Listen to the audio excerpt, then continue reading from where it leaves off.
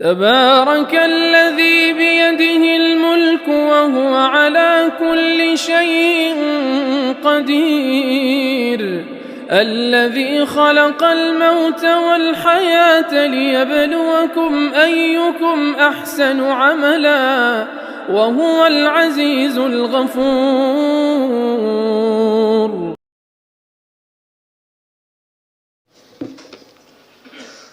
السلام علیکم ورحمۃ اللہ وبرکاتہ. حامد و مصلیہ اما بعد. سب سے پہلے بندہ مادر علمی دارالعلوم وقف دیوبند کے ایک خادم ابن خادم یا رضاکار ابن فداکار یا فیض یافتہ ابن فیض رسانیدہ کی حیثیت سے انتظامیہ کا خاص طور پر شکر گزار ہے کہ اس وقی سیمینار میں شرکت کا موقع عنایت کیا.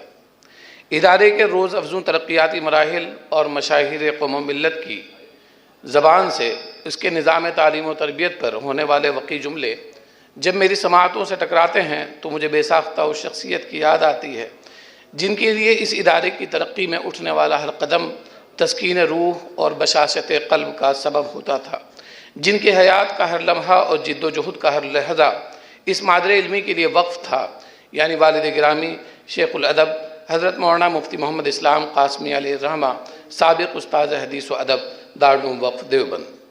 مقالے کا عنوان ہے معارف السنن تعارف و خصوصیات.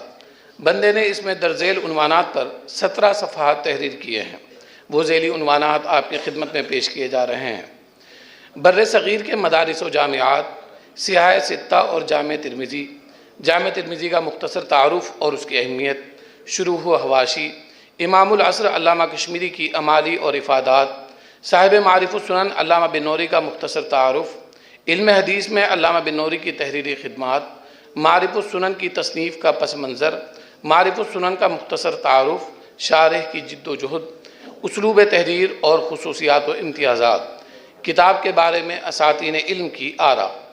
آخری عنوان ہے معارف السنن مکمل کیوں نہ ہو سکی.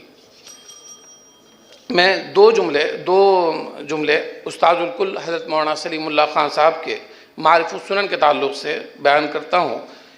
کل 10 جملے ہیں لیکن وقت کی تنگی کی وجہ سے 2 جملے فقط. علامہ انور شاہ کی قیمتی آراء اور سنہری تحقیقات کو اس شرح میں معارف السنن میں بڑی شرح و بسط کے ساتھ حسین پیرائے میں پیش کیا گیا ہے.